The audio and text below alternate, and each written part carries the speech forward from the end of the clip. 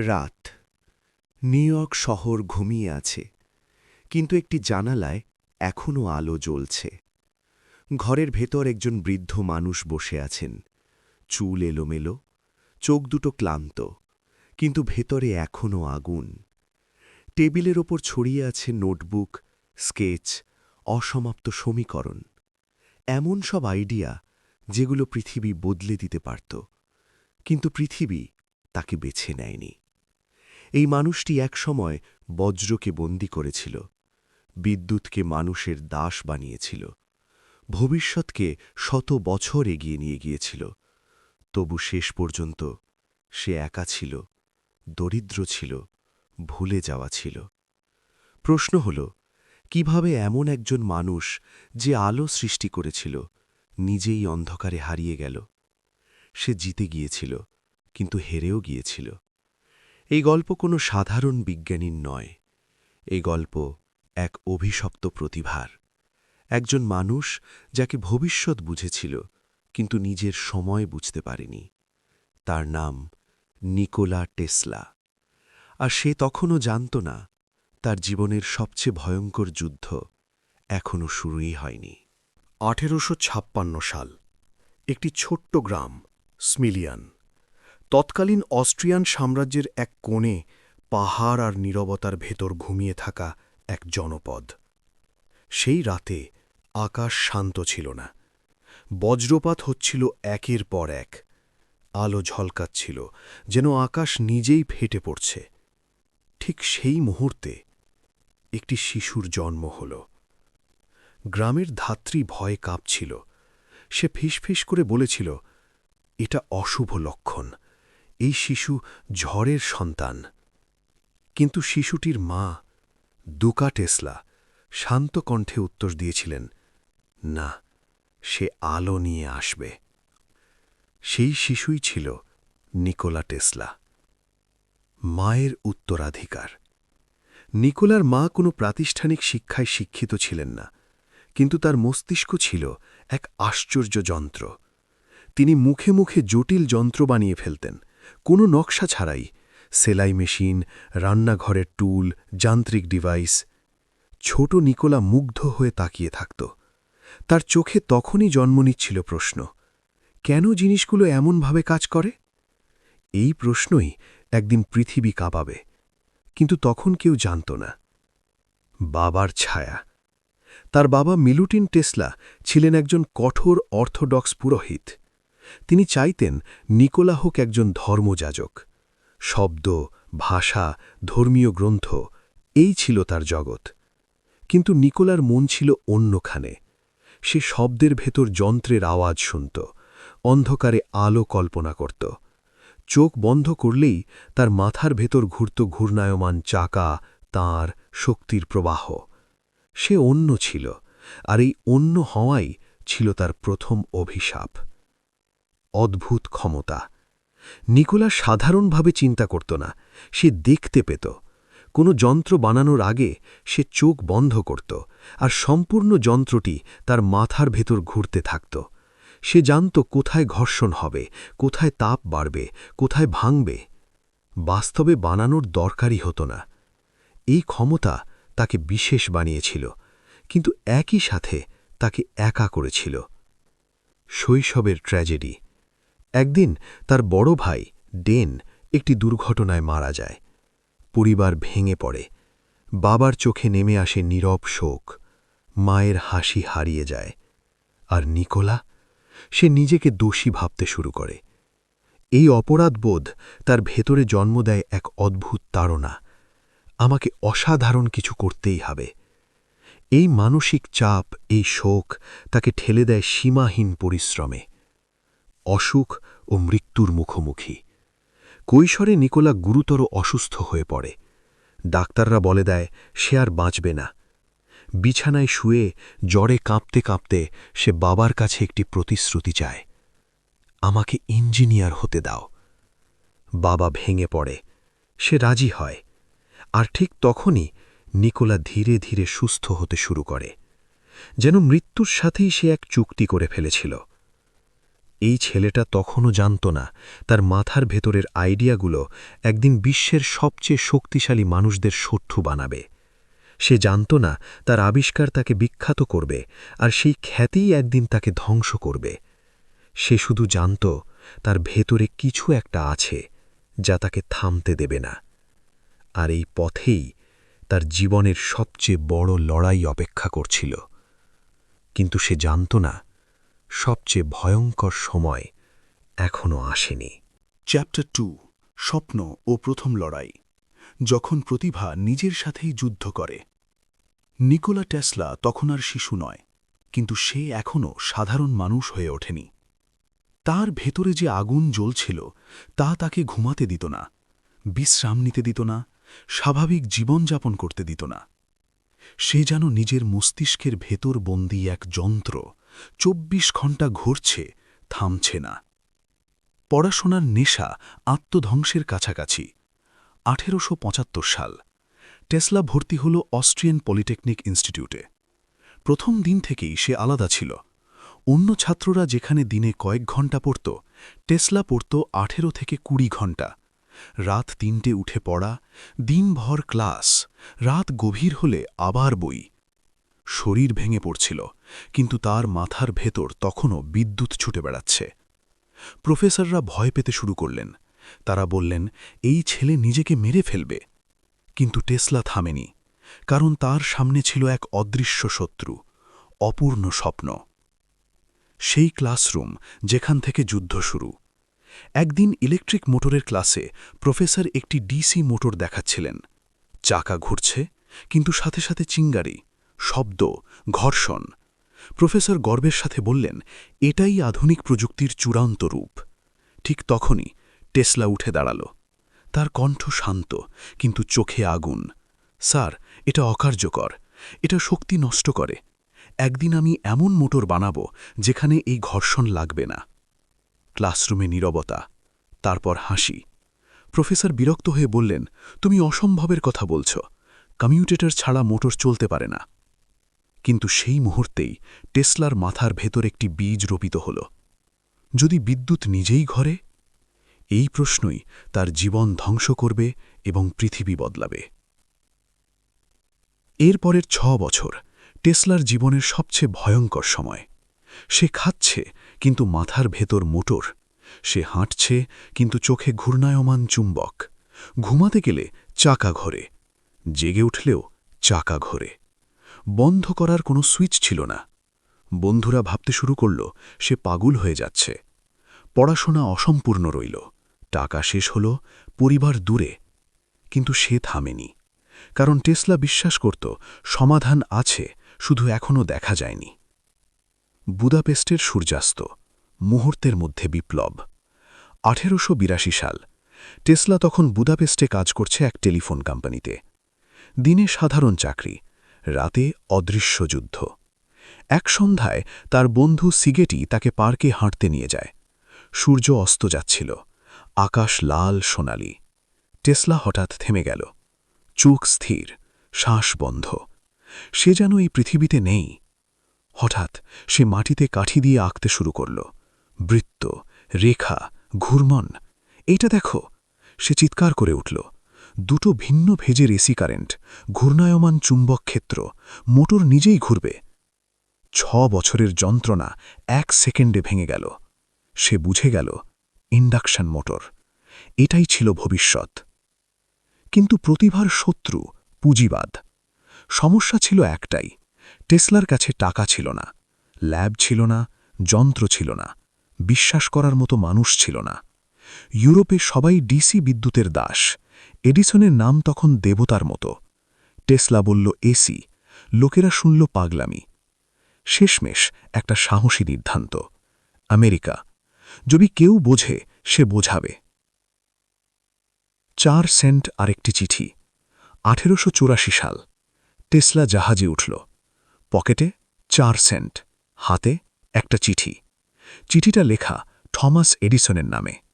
সমুদ্র পাড়ি দিতে দিতে তার সব কিছু চুরি হয়ে গেল, কাপড়, পয়সা, কিন্তু তার মাথার ভেতরের মোটর কেউ চুরি করতে পারেনি। নিউ ইয়র্ক বন্দরে নামার সময় সে ছিল একা, দরিদ্র, অচেনা। কিন্তু ভেতরে ছিল বজ্র। সে তখনও জানত না এই শহর তাকে আকাশে তুলবে আর তারপর মাটিতে ছুঁড়ে ফেলবে। কারণ তার সামনে অপেক্ষা ছিল এডিসনের সাথে সাক্ষাৎ, আর এই সাক্ষাৎই তার জীবনের গতিপথ চিরতরে বদলে দেবে। কিন্তু সে জানত না এই মানুষটি একদিন তার সবচেয়ে বড় প্রতিপক্ষ হয়ে উঠবে। চ্যাপ্টার 3 বড় সাফল্য, যখন দুই সূর্য মুখোমুখি হয়। New York, 1884।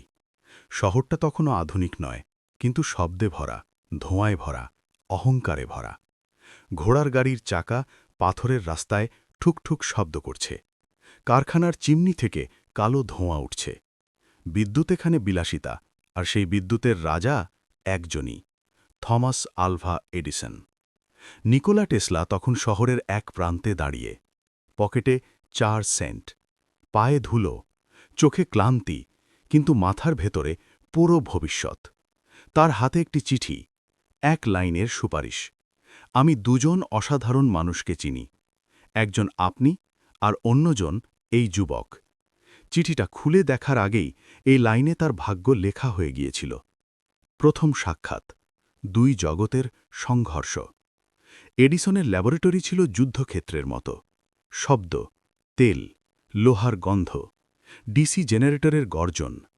সেখানে দাঁড়িয়েছিলেন এডিসন, মাঝবয়সী, ক্লান্ত, হাত ময়লা, চোখে ব্যবসায়ীর ধারালো দৃষ্টি। আর সামনে টেসলা, লম্বা, চুপচাপ, পরিষ্কার পোশাক, চোখে চিন্তার গভীরতা। এডিসন টেসলাকে একবার মাথা থেকে পা পর্যন্ত দেখলেন। তুমি ইউরোপ থেকে এসেছ? জি। ডিসি সিস্টেম জানো? হ্যাঁ। কয়েকটা প্রশ্ন, কয়েকটা উত্তর। এডিসন থামলেন। ঠিক আছে, কাল থেকে কাজ শুরু করো, $18 সপ্তাহে। টেসলা স্বস্তির নিঃশ্বাস ফেলল। কিন্তু সে একটা ভুল করল। সে ভবিষ্যৎ নিয়ে কথা বলতে গেল। স্যার, আমি এসি নিয়ে কাজ করেছি, একটা মোটর। এডিসনের মুখ শক্ত হয়ে গেল। এসি বিপজ্জনক, ওসব ইউরোপীয় কল্পনা, ডিসিই ভবিষ্যৎ। টেসলা চুপ করে গেল। সে ভাবল, আগে কাজ, পরে সত্য। পরের কয়েক মাস টেসলা মানুষ নয়, যন্ত্র। দিনে কাজ, রাতে কাজ, 18-20 ঘণ্টা প্রতিদিন। ডিসি জেনারেটর ভেঙে যায়, টেসলা ঠিক করে। সিস্টেম অকার্যকর, টেসলা নতুন ডিজাইন দেয়। একটার পর একটা সমস্যা, সমাধান শুধু টেসলা। এডিসন মুগ্ধ হচ্ছিল, কিন্তু সেটা প্রকাশ করত না।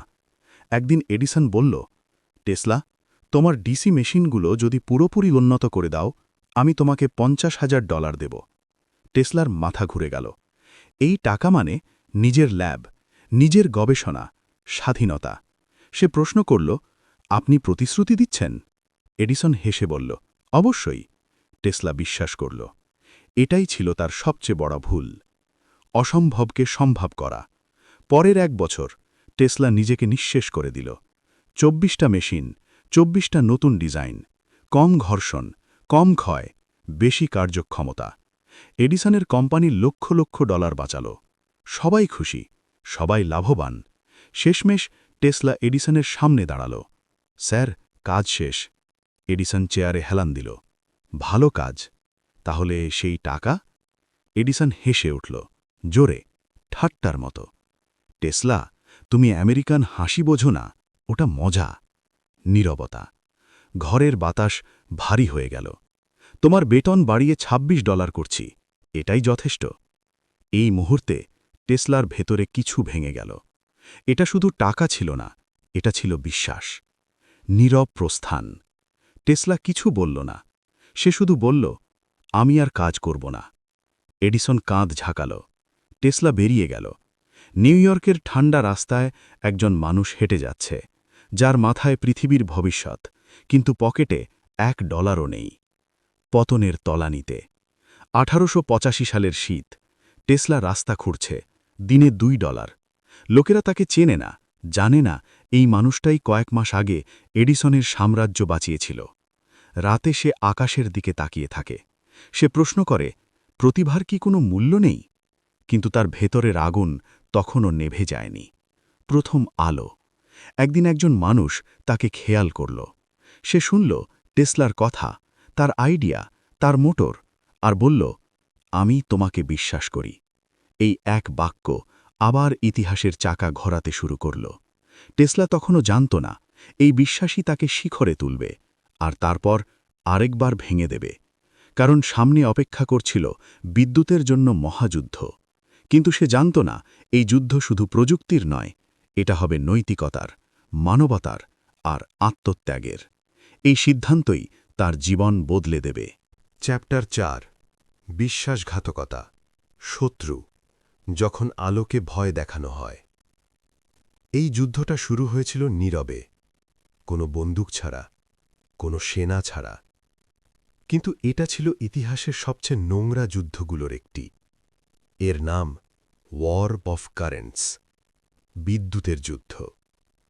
একদিকে ডিসি, থমাস এডিসনের অহংকার, ব্যবসা, সাম্রাজ্য, আর অন্যদিকে এসি, নিকোলা টেসলার ভবিষ্যৎ, যুক্তি, মানবতার স্বপ্ন। এটা শুধু প্রযুক্তির লড়াই ছিল না, এটা ছিল ক্ষমতা বনাম সত্য। নতুন মিত্র, ওয়েস্টিংহাউস, 1888 সাল। টেসলার পেটেন্টগুলো তখন আগুনের মতো ছড়াচ্ছে। ইন্ডাকশন মোটর, এসি ট্রান্সমিশন, ঘূর্ণায়মান চৌম্বক ক্ষেত্র। একজন মানুষ বুঝতে পারল এটা শুধু আইডিয়া নয়, এটা বিপ্লব। তার নাম জর্জ ওয়েস্টিংহাউস। তিনি ব্যবসায়ী ছিলেন, কিন্তু অন্ধ ছিলেন না। তিনি টেসলাকে বললেন, তুমি বিদ্যুৎ বুঝো, আমি বাজার বুঝি। চলো একসাথে পৃথিবী বদলাই। চুক্তি হল। টেসলা পেটেন্ট দিল, ওয়েস্টিংহাউস দিল অর্থ, ল্যাব, স্বাধীনতা। টেসলা প্রথমবারের মতো নিজেকে নিরাপদ মনে করল, কিন্তু সে জানত না এই নিরাপত্তাই যুদ্ধ ডেকে আনবে। এডিসনের ভয়। এডিসন খবর পেল এসি জনপ্রিয় হচ্ছে, দূর দূরান্তে বিদ্যুৎ পাঠানো যাচ্ছে, কম খরচে, কম ক্ষতিতে। ডিসি সেখানে ব্যর্থ। এডিসন বুঝে গেল এই যুদ্ধ সে যুক্তিতে জিততে পারবে না, তাই সে বেছে নিল ভয়। ভয়ের ব্যবসা। এডিসনের নির্দেশে এসি বিদ্যুৎকে ঘাতক প্রমাণ করার প্রচারণা শুরু হল। রাস্তায় রাস্তায় পোস্টার, এসি কিলস। প্রদর্শনীতে পশুদের এসি কারেন্টে হত্যা করা হল। কুকুর, বিড়াল, এমনকি একটা হাতিও। মানুষেরা চিৎকার করছিল, ভয় পাচ্ছিল। সংবাদপত্র লিখল, টেসলার বিদ্যুৎ মানুষ মেরে ফেলবে। টেসলা দূরে দাঁড়িয়ে দেখছিল, তার হাত কাঁপছিল। সে কখনো কল্পনাও করেনি তার আবিষ্কারকে এভাবে রক্তে রাঙানো হবে। বৈদ্যুতিক চেয়ার, সবচেয়ে ভয়ঙ্কর আঘাত। এরপর এলো সবচেয়ে নোংরা চাল, ইলেকট্রিক চেয়ার। মৃত্যুদণ্ড কার্যকর করতে এডিসনের লোকেরা এসি ব্যবহারের প্রস্তাব দিল। উদ্দেশ্য একটাই, এসি মানেই মৃত্যু। টেসলা যখন খবরটা শুনল, সে চুপ করে বসে পড়ল। তার মাথার ভেতরে তখন শুধু একটাই প্রশ্ন, আমি কি ভুল করলাম? বিদ্যুৎ তো আলো হওয়ার কথা, জীবন বাঁচানোর কথা, কিন্তু এখন সেটা মৃত্যুর প্রতীক। এই আঘাতটা তার ভেতরে গভীর ক্ষত তৈরি করল। শোডাউন, শিকাগো ওয়ার্ল্ড ফেয়ার, 1893 সাল। শিকাগো, বিশ্বমেলা। পুরো পৃথিবী তাকিয়ে আছে, কে আলো দেবে? এডিসনের ডিসি দল শেষ মুহূর্ত পর্যন্ত লড়ল, কিন্তু বাস্তব মিথ্যে সহ্য করে না। ওয়েস্টিংহাউস ও টেসলার এসি চুক্তি জিতে নিল। মেলা শুরু হল। রাত নামল, আর হঠাৎ পুরো শহর আলোয় ভরে গেল। হাজার হাজার বাল্ব, একসাথে, নীরবে। মানুষ স্তব্ধ। টেসলা নিজে মঞ্চে উঠল। তার শরীর দিয়ে 1000 ভোল্টের কারেন্ট প্রবাহিত হল, কিন্তু সে হাসছিল। সে বলল, ভয় পাবেন না, বিদ্যুৎ শত্রু নয়, ভয়ই শত্রু। এই মুহূর্তে এডিসন হেরে গেল, বিশ্ব বুঝে গেল, ভবিষ্যৎ এসি। কিন্তু বিজয়ের ভেতরেই বীজ ছিল পতনের। ওয়েস্টিংহাউসের কোম্পানি তখন ঋণে ডুবে যাচ্ছে। এসি সিস্টেম বানাতে খরচ বেশি, ব্যাংক চাপ দিচ্ছে। একদিন ওয়েস্টিংহাউস টেসলার সামনে বসলেন, তার চোখে অনুরোধ, নিকোলা, যদি তুমি তোমার রয়্যালটি ছেড়ে দাও, কোম্পানি বাঁচবে। এই রয়্যালটি মানে প্রতি ইউনিট বিদ্যুৎ থেকে টাকা, অসংখ্য কোটি ডলার। টেসলা এক মুহূর্ত চুপ থাকল। তার সামনে দুটি রাস্তা, নিজের ভবিষ্যৎ নাকি মানবতার ভবিষ্যৎ। সে কলম নিল, চুক্তি ছিঁড়ে ফেলল। এক মুহূর্তে সে নিজেকে নিঃস্ব করল। কেউ তাকে বাধ্য করেনি, কেউ বন্দুক ধরেনি, সে নিজেই ত্যাগ করল। নীরব বিশ্বাসঘাতকতা। এই সিদ্ধান্ত ইতিহাস বদলাল, কিন্তু টেসলার জীবন চিরতরে বদলে গেল। ওয়েস্টিংহাউস বাঁচল, এসি জিতল, পৃথিবী আলো পেল, আর টেসলা, সে পেল নীরবতা। ব্যবসায়ীরা তাকে ভুলে গেল, বিনিয়োগকারীরা দূরে সরে গেল, কারণ সে প্রমাণ করে দিল সে টাকা বোঝে না। আর এই দুনিয়াতে এটাই সবচেয়ে বড় অপরাধ। ঝড়ের আগের শান্তি। টেসলা আবার একা। তার মাথায় তখন আরও বড় স্বপ্ন, ওয়্যারলেস এনার্জি, ফ্রি বিদ্যুৎ, পুরো পৃথিবীর জন্য। কিন্তু তার চারপাশে ধীরে ধীরে অন্ধকার নামছে। সে তখনও জানত না, সবচেয়ে ভয়ঙ্কর বিশ্বাসঘাতকতা এখনও বাকি। কারণ তার নিজের স্বপ্নই একদিন তার বিরুদ্ধে দাঁড়াবে।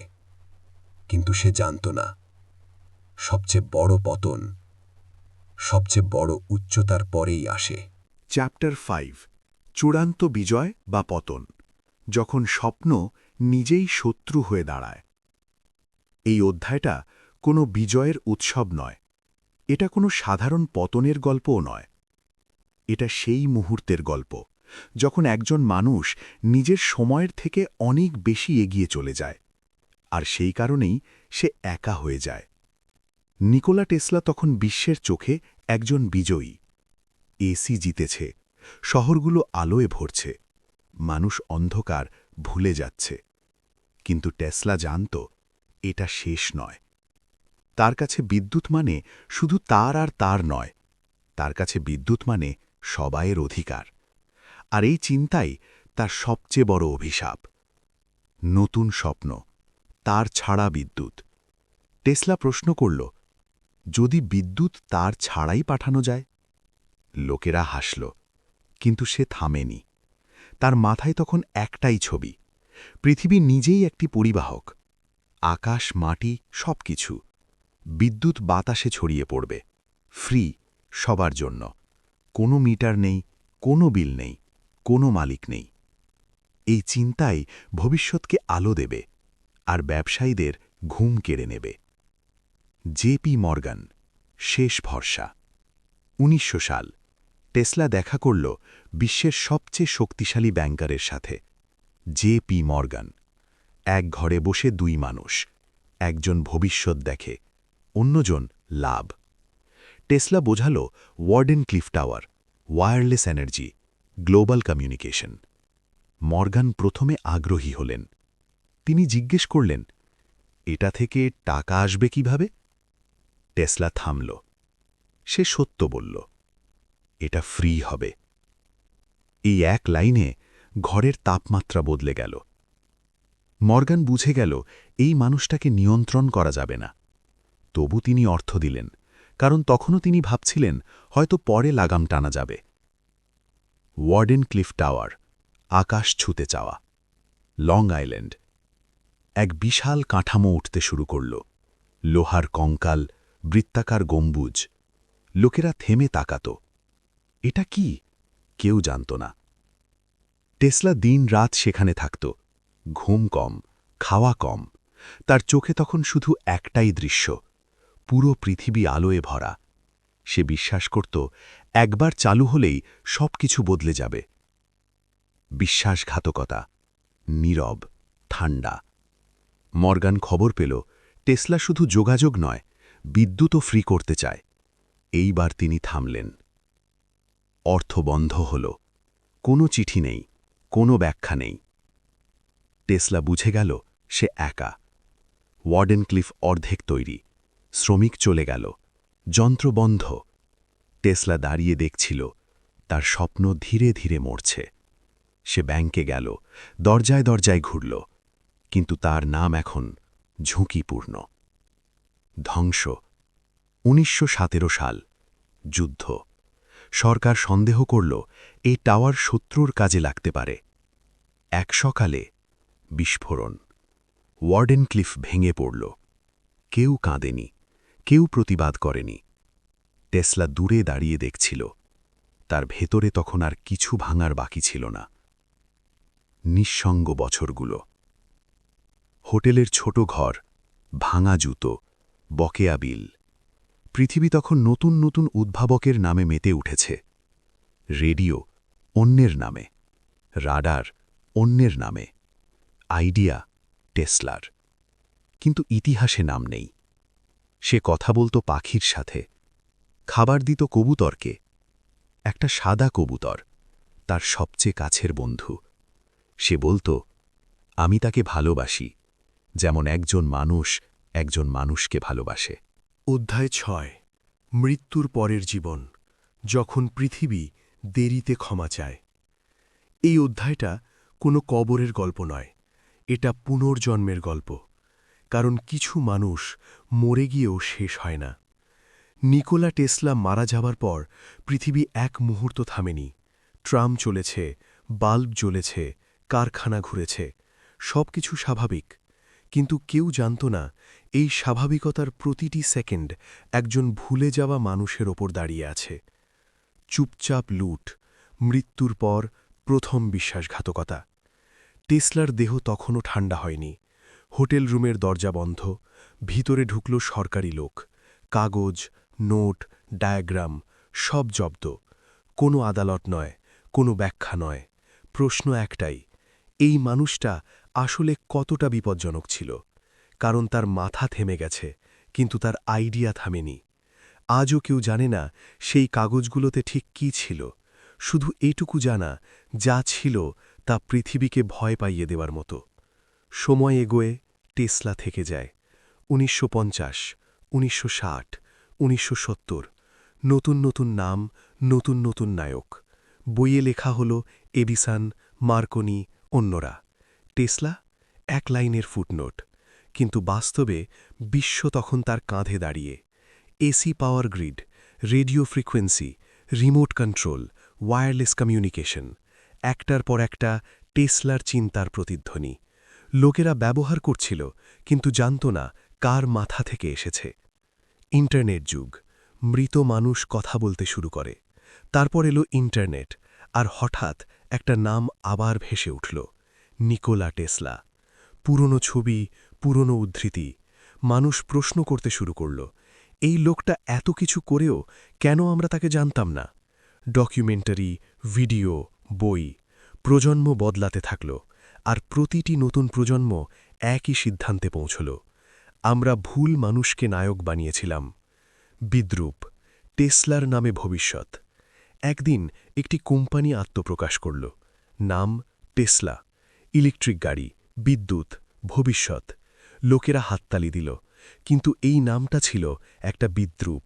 কারণ যে মানুষ ফ্রি বিদ্যুতের স্বপ্ন দেখেছিল, তার নামে বানানো পণ্যের দাম লক্ষ লক্ষ ডলার। তবুও নামের মাধ্যমে সে আবার আলোয় ফিরল। ইতিহাস দেরিতে হলেও তার দিকে তাকাল। আজকের পৃথিবী, টেসলা যদি বেঁচে থাকত? একবার ভাবো, আজ যদি টেসলা বেঁচে থাকত, সে দেখত তারহীন ইন্টারনেট, স্যাটেলাইট, স্মার্টফোন, ড্রোন। সে হাসত, তারপর বলতো, আমি এটা আগেই ভেবেছিলাম। কিন্তু সে এটাও দেখত, বিদ্যুৎ এখনও ব্যবসা, শক্তি এখনও অস্ত্র, আলো এখনও সবার নয়। আর তখন সে চুপ করে যেত, কারণ পৃথিবী এখনও পুরোপুরি প্রস্তুত নয়। কেন টেসলা আজও অস্বস্তিকর? টেসলা আজও সবাইকে অস্বস্তিতে ফেলে, কারণ সে প্রশ্ন তোলে, তোমার যদি লাভ না থাকে তুমি কি মানবতার পক্ষে দাঁড়াবে? সে প্রমাণ, সব বুদ্ধিমান মানুষ সফল হয় না, সব সত্য গ্রহণযোগ্য হয় না, আর সব ভবিষ্যৎ নিজের সময়ে জন্মায় না। শেষ উপলব্ধি, আলো কার? এই গল্পের শেষটা খুব সাধারণ। একজন মানুষ পৃথিবীকে আলো দিল, পৃথিবী তাকে অন্ধকার দিল, কিন্তু শেষ পর্যন্ত আলোই জিতে গেল। নিকোলা টেসলা আজ কোনো কবরের নাম নয়, সে একটি প্রশ্ন। তুমি যদি ঠিক হও আর পৃথিবী ভুল হয়, তুমি কি একা দাঁড়াতে পারবে? কারণ টেসলা দাঁড়িয়েছিল নিঃস্ব, একাকী, অটল। চ্যাপ্টার 7, চুরি হওয়া ভবিষ্যৎ। যখন অন্যরা টেসলার মুখ পড়ে হাঁটে। ইতিহাস খুব নিষ্ঠুর। সে সবসময় সত্যকে মারে না, সে সত্যকে নাম বদলে দেয়। নিকোলা টেসলা মারা যাওয়ার পর তার কাজ থামেনি, বরং তখনই শুরু হয়েছে সবচেয়ে নীরব চুরি। রেডিও, যে আবিষ্কার নিজের নাম হারাল। রেডিওর জনক বই বলে মার্কনি, কিন্তু ফাইল বললে অন্য কথা।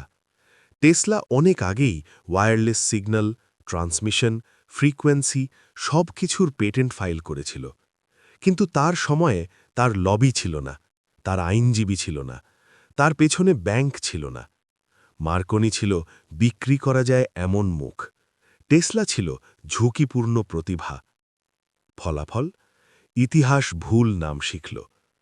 শুধু ১৯৪৩ সালে টেসলার মৃত্যুর পর কোর্ট স্বীকার করল রেডিও আসলে টেসলার, কিন্তু তখন ক্ষমা চাওয়ার মতো কেউ বেঁচে ছিল না।